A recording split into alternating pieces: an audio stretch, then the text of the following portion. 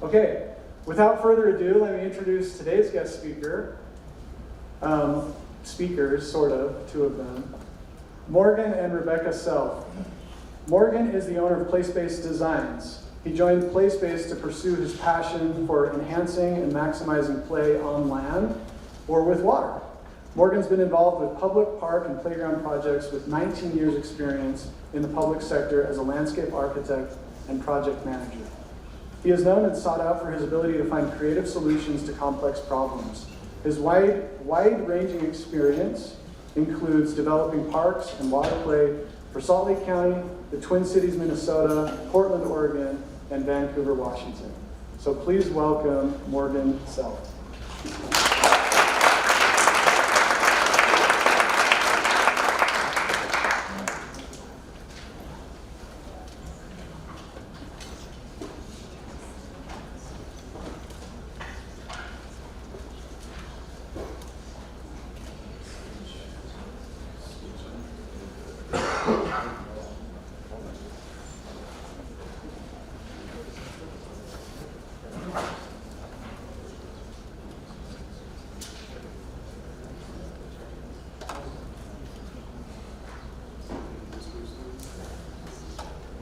There we go.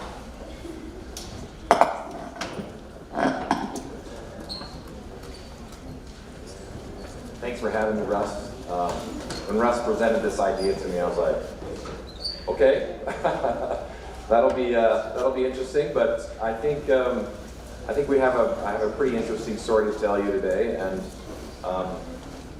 as Russ was saying. But I do need to add that Rebecca is also the owner. We're definitely equal in the ownership and how we run PlaySpace Designs.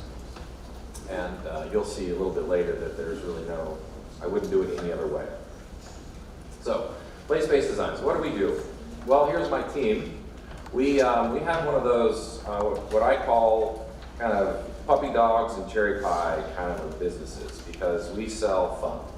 We sell play, and we try and create fun, exciting things. So maybe some of you grew up out in the woods like I did, and where everything was a playground. And some of you maybe have grown up in maybe a very unplayful place, or maybe had played on the same playground in your schoolyard for 4 or 5 years, and it was the same slide, the same climber, and things like that. Well, that's not PlaySpace Designs. We don't do checkbox playgrounds or checkbox water features. We do something that's unique and interesting, but I have to do a little shout out to our team. We now have 6. We just added another employee, and so we're growing, and we cover, our territory is Montana, Idaho, Utah, Nevada, and Arizona.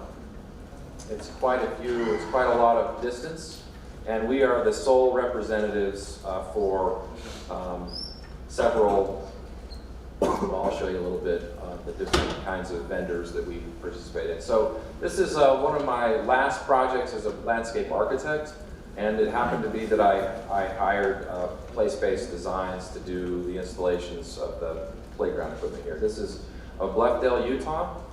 Called Wardle Fields. It's a 45-acre park. You can see there on the right-hand side, there's 16 pickleball courts, and that big brown thing in the middle is the playground. Is it? Okay. So here we go.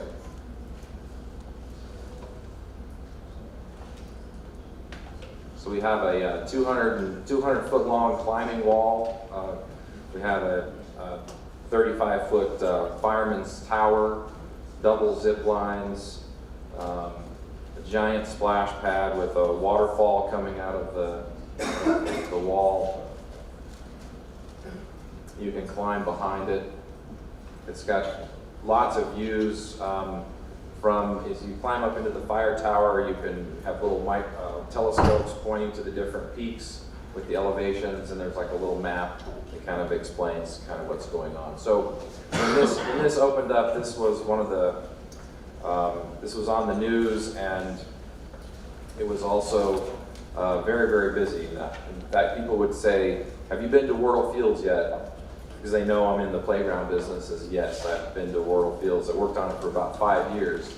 And honestly, it was really the only place that you could be at the zoo and not at the zoo. That's how many people were there.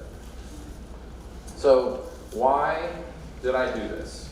So being an entrepreneur is an interesting situation because not only do you have an idea, but you have to be willing to go out on the limb and make it happen. So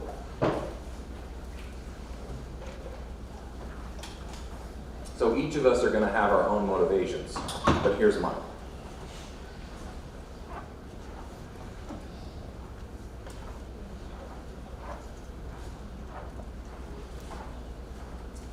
Both of these pictures are in, one is in Sweden, this is in Sweden. This is just outside of the Nobel Peace Prize auditorium is right here on this plaza. We were able to take my 3 children for a 10-day tour around Europe and Sweden, Norway, Denmark. Had just a fantastic time. I would never have been able to do that with my family without having PlaySpace. Some of my inspiration comes from my grandfather, and this is him in Peru, probably about 13,000 feet, and he took his Scout 2 and his whole family on many, many, many trips. And as I looked back at his life, I realized that there were a couple of things about what he did that really motivated me, and I wanted to be part of that. So this is my grandmother in the back left-hand corner. She put up with a lot of what Harold did. This is Diana. And they loved just going out and visiting people and being in all kinds of places. They drove 4 different scouts across almost every single country in South America. He worked with the State Department and as a diplomat and represented the United States across all those different governments. But his travel really inspired me, and so that's what we do. I love to take our 4-wheel drive. And since then, we've also kind of formalized that. My cousins and I have created this little group that I call the Rex Rangers, and we have a motto. Faith, unity, and adventure. And we've made stickers, and we've made t-shirts and hats, and there's 4 or 5 of us that kind of got this little group together. And now my cousins and my nephews and nieces, they all come to, and my aunts and uncles even, who, were some of the OG adventurers. They're like, can I have one of those stickers? Only if you do one thing. You have to go out on an adventure. So why do I do all the work to be an entrepreneur? It's because I want to do adventures. I want to do that with my wife, my family, and do that well. So this is really quick, couple of little trips. We just got back from Colorado, 13,000 feet, Amagine Pass, my cousins and I. It's hard to breathe up here, but it was difficult to get here and quite interesting to get back there. So here's my cousins and I. So who am I? What kind of a person does this? I can't describe all the entrepreneurs you're going to meet. You're all going to have different, they're all going to be different kinds of businesses and different kinds of people.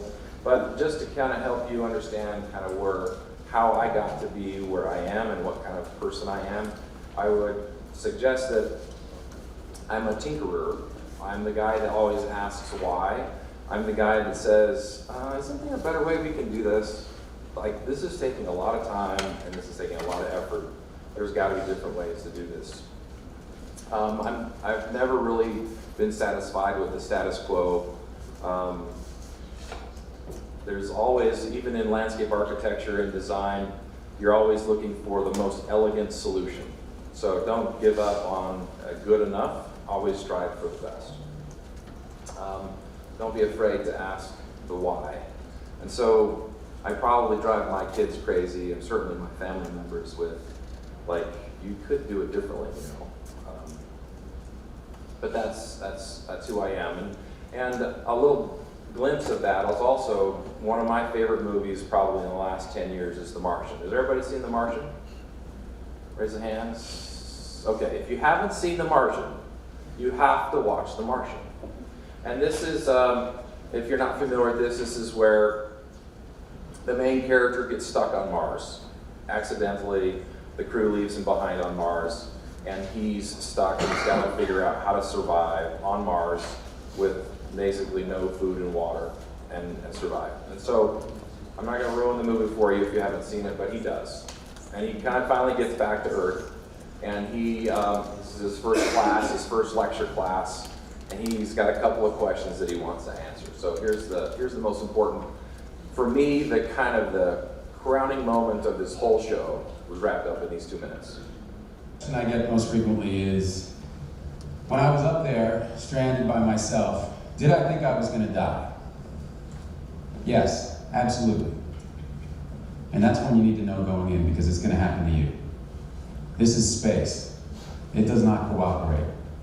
At some point, everything's going to go south on you. Everything's going to go south, and you're going to say, this is it.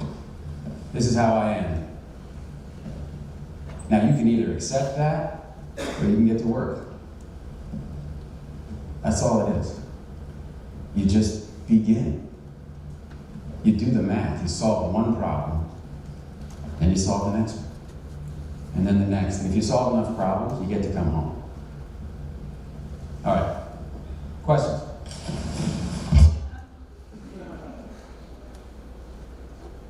So really, okay, we're not going into outer space. None of us are probably going into outer space. And we probably aren't going to be a life or death situation. But you know what? Business is tough. It's a dog-eat-dog world. Even life is the same thing. How do we survive business? How do we survive life? The same way. One step at a time, solve one problem at a time, and just get started and get going. So, for me, my entrepreneurial experience started with a couple of things. A little bit of information about how to fix sprinklers, sprinklers in people's yards, and a shovel, and a car. This is my fancy car when we got married. This was on our married day. This is a 1984 Subaru GL, and it had a trunk big enough, just exactly big enough to get a shovel, a full-size shovel into the back. We closed the trunk. I had boxes of sprinkler parts, PVC parts, and glue. And the reason I got this job was because I kept going into the Jeremy Ranch, the nursery there, and the owner, the guy, I kept buying more and more parts. And he's like, what are you doing? I was like, well, I'm just fixing my neighbor's sprinklers. And he's like, well, how about this? Why don't you, I have people calling me all the time to get their sprinklers fixed.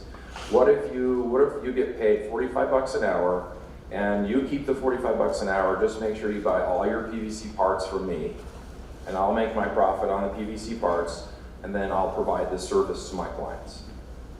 I said, sure. How do we do this? He's like, well, here's this name, and here's their address. Go talk to them, go fix their sprinklers. So I show up in my little Subaru with a couple of parts and a shovel, and I'm making 45 bucks an hour. And I'm thinking, I'm 20, 21 years old, and I'm thinking, wow, this is a good gig. And pretty soon I've got more people that I can handle. And ironically, when I was growing up, my grandfather always used to say, son, get your education because you don't want to be on the south end of a northbound shovel. And so I was on the south end of a northbound shovel. But it only took me about 30 days before I figured out I could hire somebody else to do the shoveling, and I could just come in and fix the sprinklers. So pretty soon somebody wanted, oh, while you're here, can you plant a tree for me? While you're here, can you lay a little bit of sod? And pretty soon, my brother and I started Sweetwater Sprinklers and Landscaping. And so we rented a couple of pieces of equipment. My brother is driving the tractor. His nickname is Tractor Boy. He loves driving tractors. And I was the guy that tried to fix things and figure it out, and usually did. So pretty soon, we had 4 trucks with custom toolboxes and 2 skid steers and a mini excavator, a full-size excavator, and a brand new dump truck. And we were doing multiple landscapes for people up in Jeremy Ranch and Park City, and anywhere from trees to rock walls to, stepping stones now, and full irrigation systems was kind of the basis of that. And the trick is that this was supposed to be paying my way through school. That was the whole point of having this job, was a summer job, and I could go to school. Pretty soon I was missing semesters here and there because I just had too much work. So I just keep, my 4 years turned into 5 and 6 and 7, and pretty soon it was 10 years before since I had finished my high school degree, and we were working on pretty big projects. One of our last projects was Redview Gardens at the University of Utah. Do you know that project? Anybody been there? Redview Gardens? So this is a picture of the Herb, Medicinal, and Fragrance Gardens. It was designed by EDA Herb Schall out of Denver. And this was one of my first exposures to a set of blueprints that was done by a landscape architect. And I'm flipping through these and I'm like, wow, this is really cool. And it's a fantastic project. But we had also done a few other projects, and one of our neighbors, who was a developer, asked us to do some clearing. And so we went down to a piece of his property, and he said, I want all this cleared. It was probably about 15 acres. And so my brother and I took our big equipment down there, and they cleared out all the scrub and brush from that, hired a whole bunch of trucks to haul it all off. And so when we got done, we put together the bill. It was about $45,000, $50,000 worth of construction work. And he said, $40,000, $50,000? Well, I only was planning on $10,000. Like, well, how much do you think, 2.5 weeks of construction with all these trucks going in and out of here is going to cost? And he said, well, I thought it was going to be about $10,000. And we're like, no, we said repeatedly that this was going to cost a lot more than $10,000. And you said, go ahead and do the work. So guess what? He stuck us with $40,000 worth of work. And we had to eat it. And so all those trucking companies that were coming to haul stuff in and out of there, they gave us like 50, 60 days. And pretty soon they're knocking on the door with the lawyer saying, where's my money? And we had been doing fairly well, and so we had an okay amount of money in our cash account, but it really, really hurt. We delayed paying our payroll taxes. And then another neighbor we were working with, he stuck us for another job, to another project for another $15,000. And all of a sudden, we were belly up.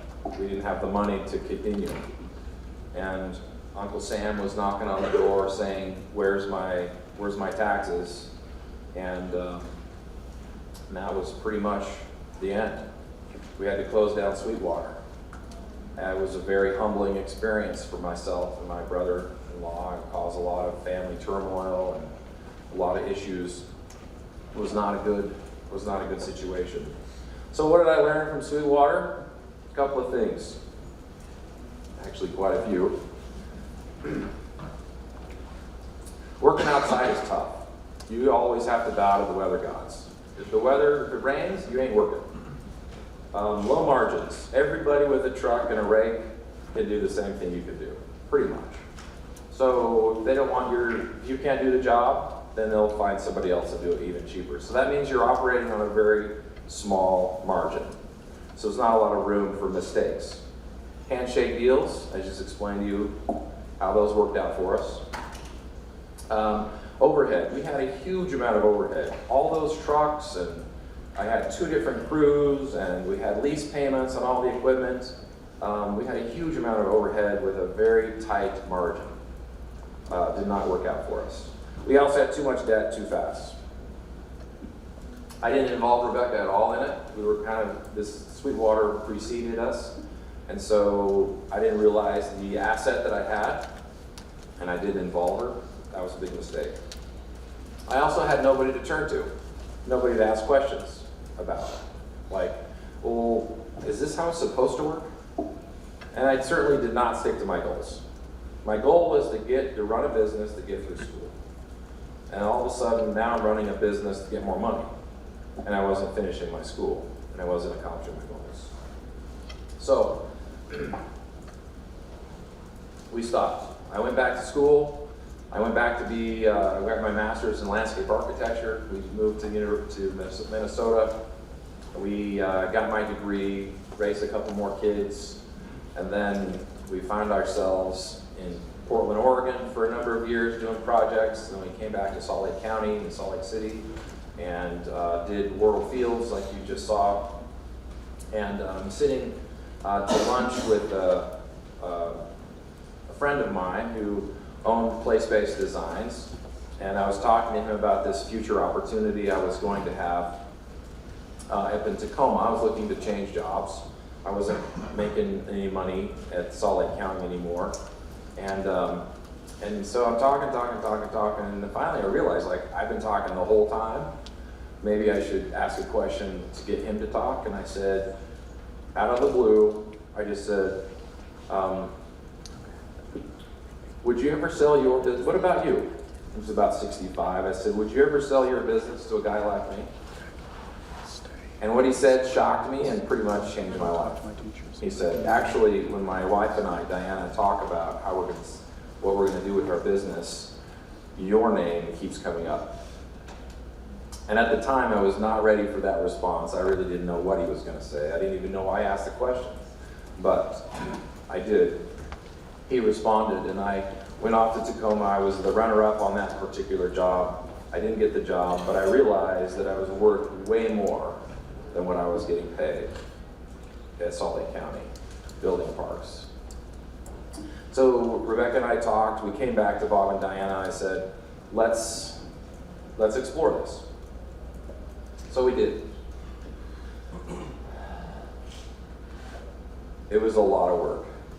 I took the financials from 4 years from Bob, from his company, and I poured over those, and I looked at, I did a crash course and all kinds of forecasting and those kinds of things, and I had a spreadsheet probably, covering too many screens.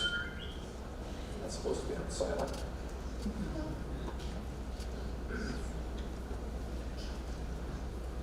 And anyway, I realized that yes, it probably was going to be a profitable business if I could figure out how to get it started. So he and I wrote a contract. We had figured out how we're going to transition the company to myself. And so he owned PlaySpace Designs. I was his client. I was buying playground equipment from him, and now I was going to get in his shoes and be the seller. So pretty much laid in bed many nights during this 6 months period, just laying there thinking, if I do this, we're going to buy the business for like $750,000, which is a lot of money to a guy whose most expensive thing he ever bought was his house at $300,000. And I had been, anyway, and so when you do the math on a payment on a $750,000 loan, that's like $7,000 a month. Can you imagine that? I certainly couldn't. But I had that huge payment that was coming at me. But I had done the work on the forecasting. I knew that it was a solid business, and that we could support that kind of payment. So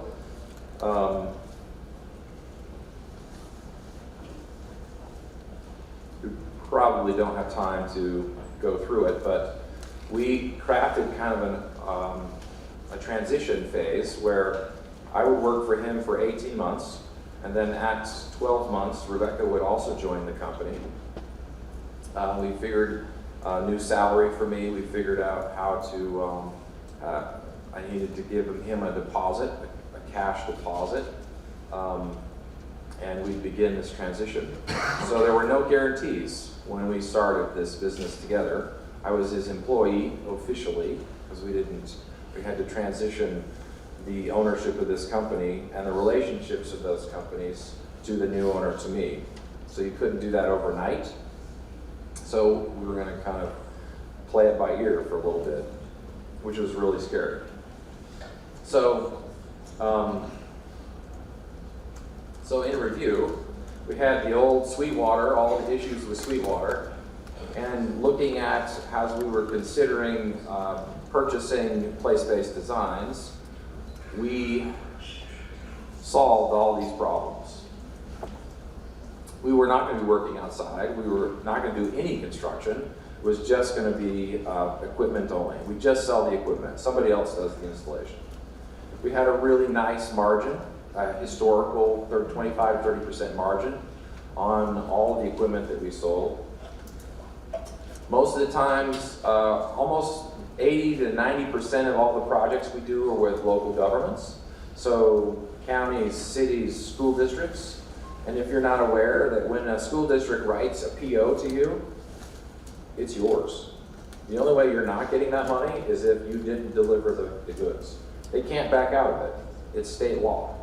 So very solid receivables end of things. Payroll really was our only overhead. There's no building, there's no equipment, there's no trucks, no tractors. We just had our house and are paying ourselves and our employees. We were able to run PlaySpace, and we just actually paid off that $750,000 loan end of last year. So the loan was for 7 years, and we did it in 4. Rebecca is my business partner. Part of the deal was also that mentor, the previous owner, I worked with him side by side for 18 months, and he was available for me from then on, at least 2 years after we transitioned that. So here I had somebody who knew the business, and he taught me the business, and then I started doing my own thing. And finally, we're realizing our goals. We absolutely know what we're interested in and why we're doing PlaySpace, and we're doing it. So here's an example of one of the projects that we did, or we have done. This is a little project in Vineyard. This is a Compan playground equipment, which is from Denmark. You guys all know spring riders, spring toys. Everybody ridden the little ponies in there? Yeah. So Compan back in over 50 years ago invented the spring toy. And so Compan, the Danes, those Europeans, they really have a really nice, beautiful eye for inventive and elegant solutions, and that's what drove me to love their equipment as a landscape architect. So now we represent, PlaySpace Designs represents Compan, Waterplay from Canada, Murdoch from California, Doric, Polygon, Shade Systems, Duraplay. All these are different vendors. And we have exclusive contracts with most of them to sell their stuff in our territory.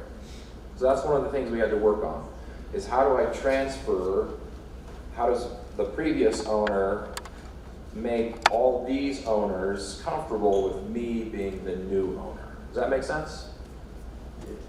So if you're a business and you've got this distributor here in Utah, and there's this new guy on the block, and this guy says, I'm retiring, and he says, we're going to give it to this guy. Are you likely to do that with just an overnight handshake, kind of, oh, trust me, this is the guy? No. That's why I had to work with Bob for about 18 months before we bought the company. So for us, paydays at PlaySpace are grand openings of parks. It is, it's a lot of work pulling together one of these projects and figuring out all the different layers. You've got the equipment, you've got safety surfacing, you've got drainage, you've got all the logistics, the trucking, the coming and going, the hiring, or lining up the installers. He's got to deal with the weather. You got to do all that stuff. And then the grand opening, ribbon cutting comes, and you see the kids playing on the equipment. The parents are just over the top. They're like, wow. So we built I don't have a picture of this, but we built this really cool water lab is what I call it. So the kids pump the pumps, the water comes out of the pumps and it goes down this trough and that trough, and there's a weir here and a funnel there, and it just like you manipulate the water like to no end. And I was once investigating this I was kind of checking it out and seeing how it was doing. And this mom, she comes up to me and she says, do you know a lot about this place? And I was like, yeah, we did the design and we provided all the equipment. And she says, I just want you to know that I've been here for 4 hours and I cannot get these kids to go home. And I'm like, yes, that's exactly what we want. Like, right? You know, how many kids are stuck at home twiddling their thumbs on some machine? A lot. And we want kids to play. So one of the other things that we do is we sell polygon shelters. These are pre-manufactured shelters that are designed and engineered in Michigan, and we represent them.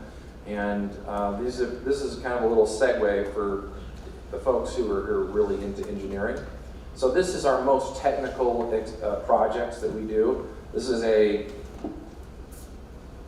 $650,000 shelter for the city of Murray.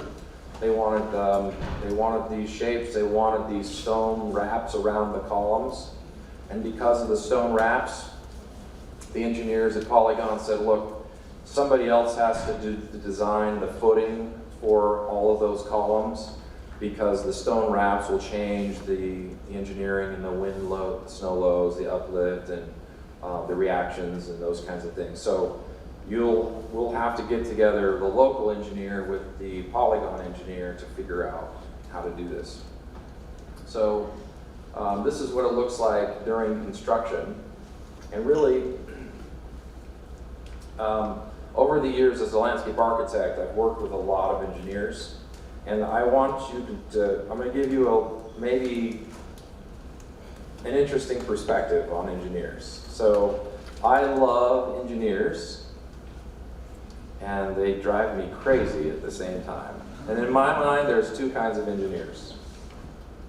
One are some engineers that I've run into over the years, and regrettably, most of them are older and have been doing the same thing for way too long. But they're the safe in the box thinkers. And so when I present them a new concept or a new idea, usually the common phrase I get from them is, "I can't do that. We can't do that." And the other type of engineer, and that's a whole, I have to go this direction with that kind of thought and movement. The other engineer that I love, and these are the ones I seek out, these are the ones I pay more, these are the ones that I refer to my other clients, are the engineers that are the unsafe, out-of-the-box thinkers. And I'm asking them to do very similar things, but what the difference is they're willing to do the hard work, to consider using the tried and true principles of math and engineering in a whole new way. They're willing to do the hard work, to do it, to try it and think about it differently. And what the common catchphrase when I talk to them about doing something new and interesting is, instead of "we can't do that," it's "let me think about it, I'll get back to you." I love those engineers. So if you're an engineering student and you're thinking about running your own business, make sure that you're developing those "I don't know how to do that," or "I'll get back to you, we'll figure it out" kind of catchphrase. So PlaySpace Designs, we've owned it for a little over 4 years, and here's a little chart for our sales. So 2016 is the year that Rebecca and I worked for the previous owners. So before us, they had 2 salespeople and 1 admin person. And then the year that we joined them at 2016, they did their most sales ever because they had another admin person and another salesperson. The year after we left, those three people left. It was just Rebecca and I, 2017. We almost hit $3 million in sales. Partly because of the work that we had done prior while we were with them. But then you can see that we've done pretty well with sales, with last year being our absolute best year ever. For us, our sales cycle is we don't sell widgets. It's not something you show up on a shelf. It's not a retail thing. I'm not selling something for $10 or even $10,000, rarely. Most of the time, most of our sales are like, $50,000 all the way up to $900,000. Sometimes we've got a project that's in the works for a church and they have a $1.2 million playground that they're going to put inside the 3-story atrium. And it's a bunch of columns and net structures with kind of like it's like a hamster run or something for kids. I mean, it's gonna be awesome. It's got bridges going off into different things. And so we've been working on that project for a little over a year. In fact, we're just installing a project that I started in 2016 this fall. So it's a super long sales cycle. But you got to think about, what's 25% of $1 million? That's PlaySpace's take on that. It's not bad, right? It's not bad. So is it worth nurturing a relationship and communicating and doing all those things for 5 years to get that payday? Yeah, it is. So, one of the questions Russ asked me was, what do you wish you would have known when I was 18 or 24 years old? So maybe think about maybe in your shoes. Number one is I would have known how to stick up for my goals. Like, this is what I want, and I wanted to stick up to it. I let other people, and even my own greed, get me out of that. That was a recipe for disaster with Sweetwater. 2, I would have taken the time to gain the skills that I needed to accomplish my goals. So I was running a business before I even knew what that looked like. And so we did not have the skills. I definitely would figure out how to have found a business mentor, somebody that I could run ideas by and issues by. I definitely did not have that. My brother and I were in the same boat. We were just bouncing ideas off each other and coming up with solutions that weren't good. We weren't guided by any kind of sound financial principles. We had too much debt way too soon, and we did not have the revenue to support it. So my other advice is be very wary of debt, unless you have the revenue to support it. So the difference between our overhead and our profit was very thin because our margin was very thin, and it didn't have any capacity for a bump in the road. Right now, if somebody stuck us with a $40,000 bill for some whatever reason, that would hurt, but it would not damage us at all. We have enough cash in the bank to handle that, no problem. With Sweetwater, it was the nail in the coffin. We were definitely done. So anyway, let's see what else. That's it. That's all I have for you. Are there any questions? So we have maybe a few minutes left. Yes, sir. Would it been cool for you to figure out how to work with the wife? I know a lot of times in business that can be a hard thing to work with the partner and so That's a really good question. You answer. Gordon and I knew early on in our marriage that we worked really well together. We had done a massive fixer-upper house, like when we had been married for 8 months. And so from the get-go, we just knew that we worked really well together. And so kind of like Morgan said, it's kind of, if there's a problem that comes, you just tackle that problem. So there are times where we need our space. We found out that we were working in the same office space, and we realized that we had to get a house that we could work across the house from each other, just to have our own kind of individuality. But we knew early on that we worked well together, and that we just kind of have to work it through. So, what the hell? So training, basically we went into training. If you can remodel a house extensively and you can survive that, then you can run a business. I promise. We've only done 6 houses like that before PlaySpace. So we did a lot of training, on-the-job training. Anybody else? Yes, sir.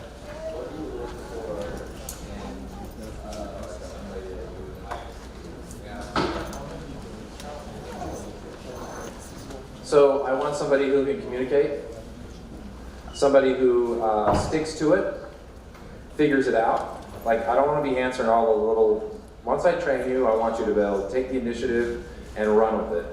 And not that you can't ask a question because you don't know the answer, but I don't want you to be, like, I don't want it to be holding your hand forever. Like, I'm looking for initiative, getting it done. I'm looking for communication, skills with computers, those kinds of things, and be able to follow up. That's another piece of it. If you do a task and you're like, oh, I finished that task, and it waits for 36 hours or something like that, the person you talk to hasn't returned your call, we'll call them back. Find out where it's at. Follow up. Figure out what's going on. Don't let the ball stop. Just kind of keep rolling. Keep rolling. So it's that initiative that I'm looking for. That's our big thing. We have accountants. We have landscape architects. We've got several different varieties of people. We're all doing basically the same job now, and that's what I'm looking for. So thank you. Good question. Great question. Anyone else? Or are we out of time? I think we're out of time. All right. Thanks, everybody.